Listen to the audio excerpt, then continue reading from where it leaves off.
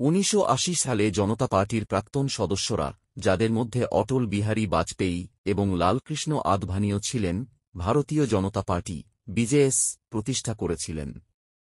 BJP হল পূর্ববর্তী ভারতীয় জনসংঘের বিজেএস সরাসরি উত্তরসূরি, যা 1951 সালে শ্যামাপ্রসাদ মুখার্জি প্রতিষ্ঠা করেছিলেন।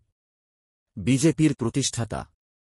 আধুনিক বিজেপির প্রাথমিক প্রতিষ্ঠাতারা হলেন অটল বিহারী বাজপেয়ী, 1980 সালে বিজেপির প্রথম সভাপতি নির্বাচিত হন।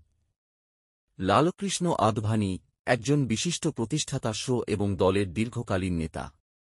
অন্যান্য প্রতিষ্ঠাতা সদস্যদের মধ্যে ছিলেন ভৈর সিং শেখাওয়াত, মুরলী মনোহর যোশী এবং কুশাভাউ ঠাকরে। পূর্বসূরি দল ভারতীয় জনসংঘ। প্রতিষ্ঠাতা বিজেপির অগ্রদূত ভারতীয় জনসংঘ বিজেএস 1951 সালে শ্যামাপ্রসাদ মুখার্জি প্রতিষ্ঠা করেছিলেন। একত্রীকরণ 1977 সালে জরুরি অবস্থার পর বিজেএস জনতা পার্টি গঠনের জন্য অন্যান্য বেশ কয়েকটি বিরোধী দলের সাথে একীভূত হয়।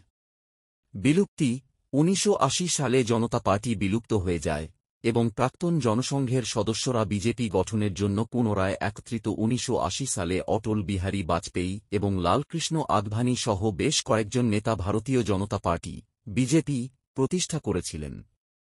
বাজপেয়ী দলের প্রথম সভাপতি নির্বাচিত হয়েছিলেন।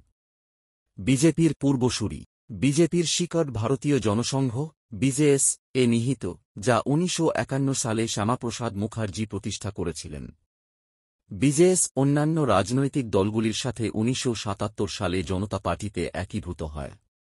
1980 সালে জনতা পার্টি ভেঙে গেলে বিজেএসের প্রাক্তন সদস্যরা বিজেপি তৈরি করেন।